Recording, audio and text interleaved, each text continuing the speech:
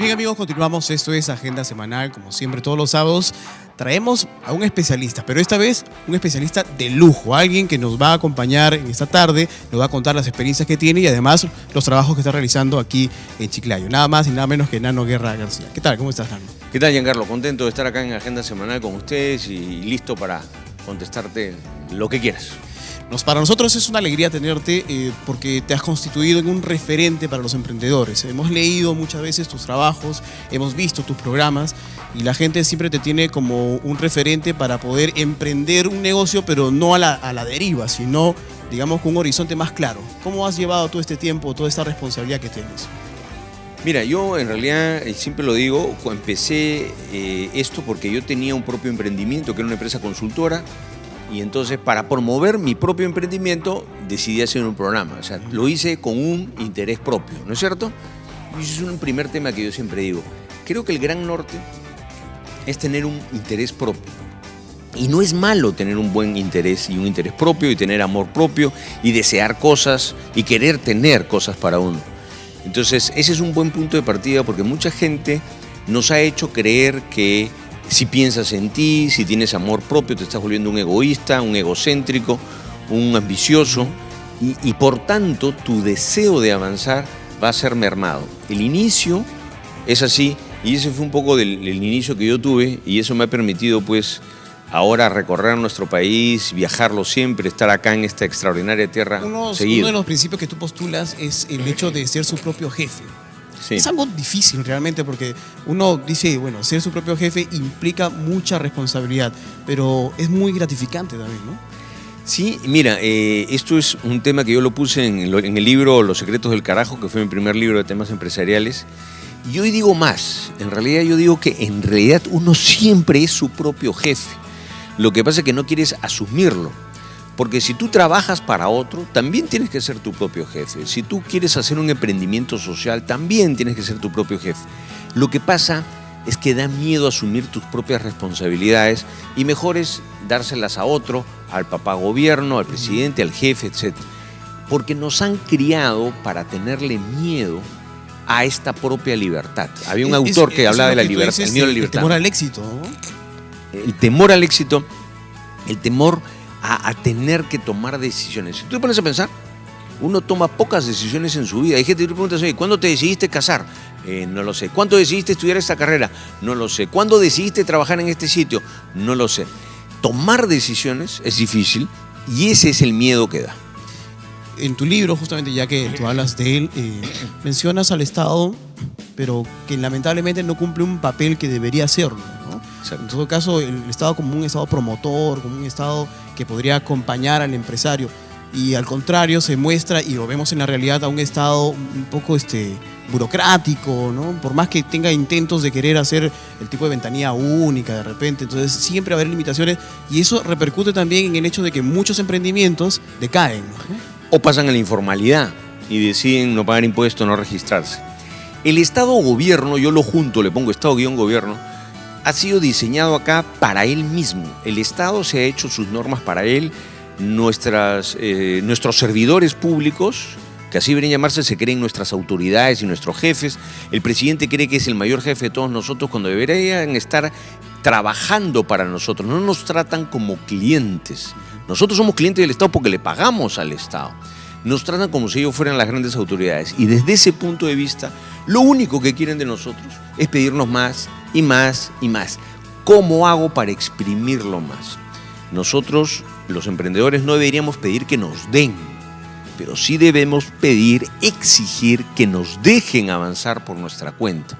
Y solitos vamos a crear riqueza y después se la vamos a dar para que hagan sus monumentos, sus plazuelas, lo que quieran. Estuve leyendo en internet, no sé si tú te has enterado de esto, me imagino que sí, que, si no me equivoco, en Gran Bretaña, Inglaterra o Alemania, un alcalde ha decidido disminuir las tasas de los impuestos y invitar a grandes empresas a que pongan sus fábricas ahí, pongan sus locales, y él se ha dado el lujo de poder reducir la deuda que tenía y las empresas, es más, ya tienen un dinero guardado para todo el ejercicio 2015.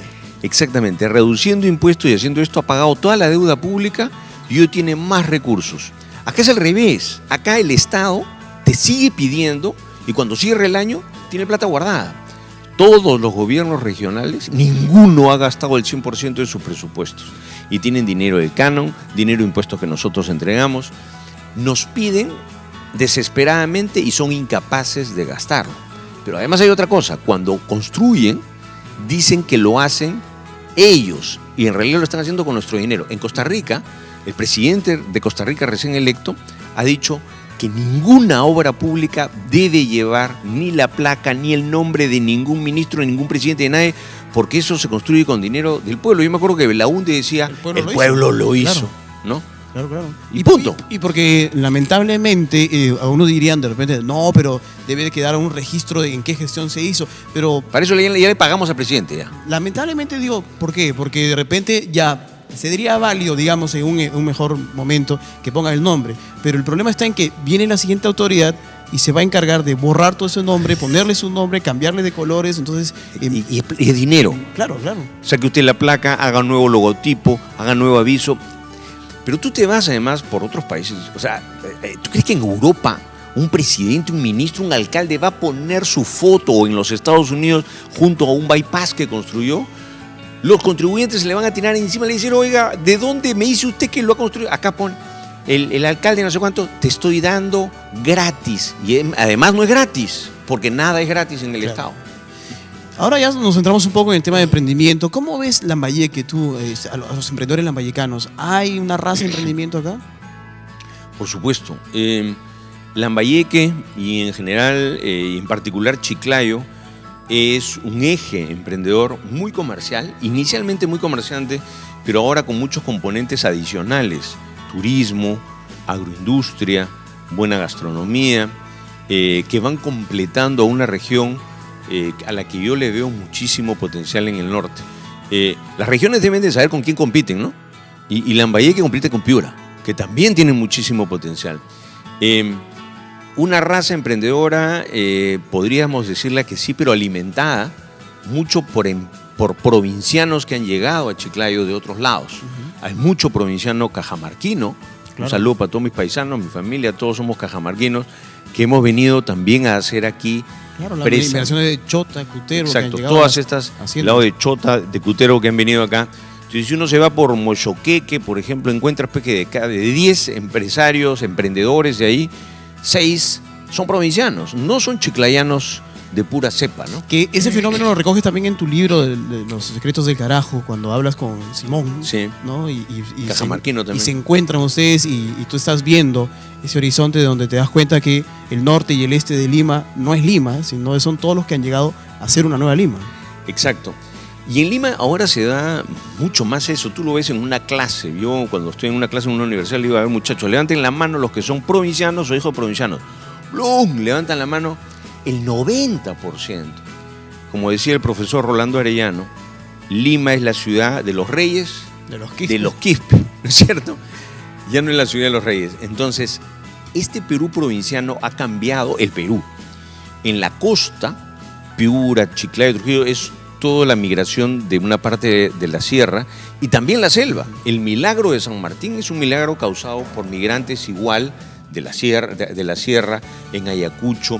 Entonces, es esta gente que en lugar de esperar a que los incluyan, se incluyó. La verdadera inclusión social no es la que practica el Estado, no es el Estado que ven, te incluyo, es lo que le hace la gente y dice, yo me quiero incluir en este mercado, yo me quiero incluir en esta fiesta. Esa es la inclusión que hay que apoyar además del emprendedor que llegó aquí.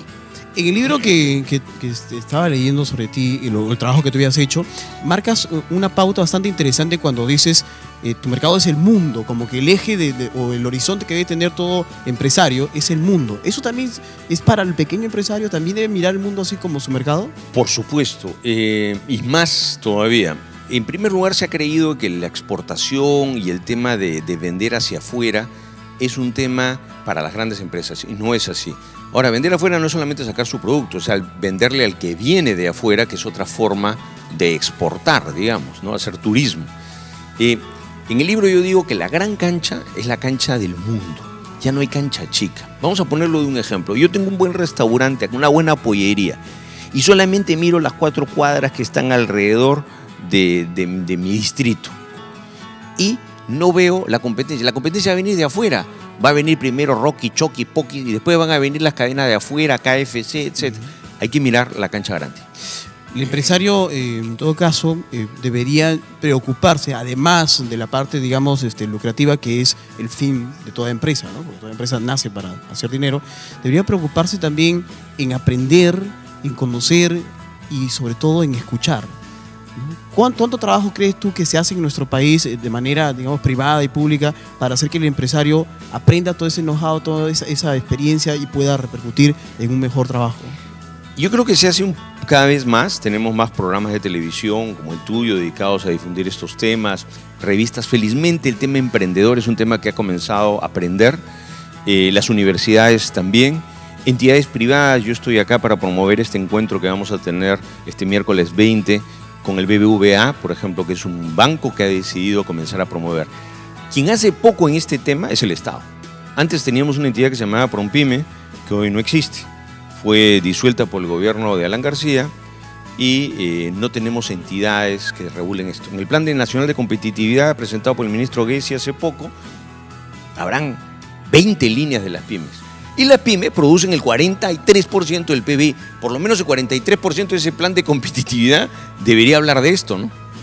Las empresas ahora están mirando a las pequeñas o microempresas como socios estratégicos, porque sí, ya no es una competencia o no es, digamos, un actor más dentro de la sociedad, sino al contrario, como tú dices, tiene una participación bastante importante. Esta reunión que ustedes van a tener, ¿cuál es el propósito que tiene? ¿Qué van a encontrar ahí los microempresarios?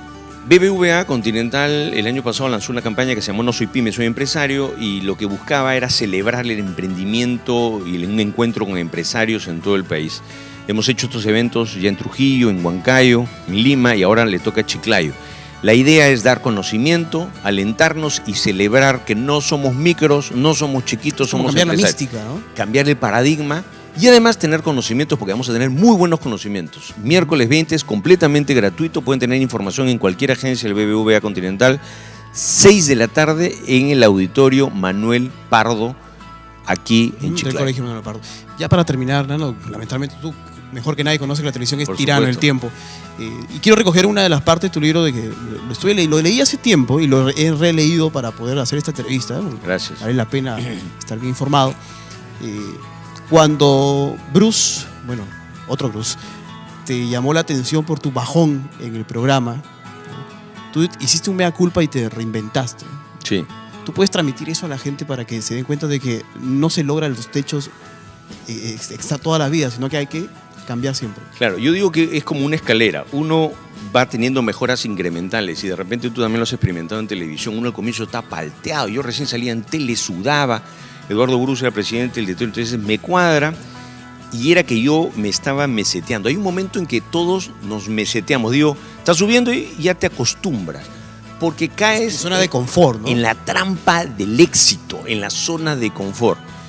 Si alguien te la rompe, te despiden, te tienes que reinventar. Pero cuando alguien no te la rompe, eres tú el que tienes que quemar tus naves, ¿no? Cuando Cortés llegó a México a conquistar, lo que hizo fue quemar su nave para que nadie pensara en el regreso. Ya no hay regreso, tienes que avanzar. Esa es un poco la idea. No le tengan miedo al cambio, cambien constantemente, porque lo único constante es el cambio. Listo, Nano, muchísimas gracias. Para mí es un gusto. Ya saben, amigos, este 20 en el Colegio Manuel Pardo, pueden consultar con él muchísimas cosas y compartir sus experiencias. Hacemos una pausa comercial. No se muevan, esto es Agenda Semanal.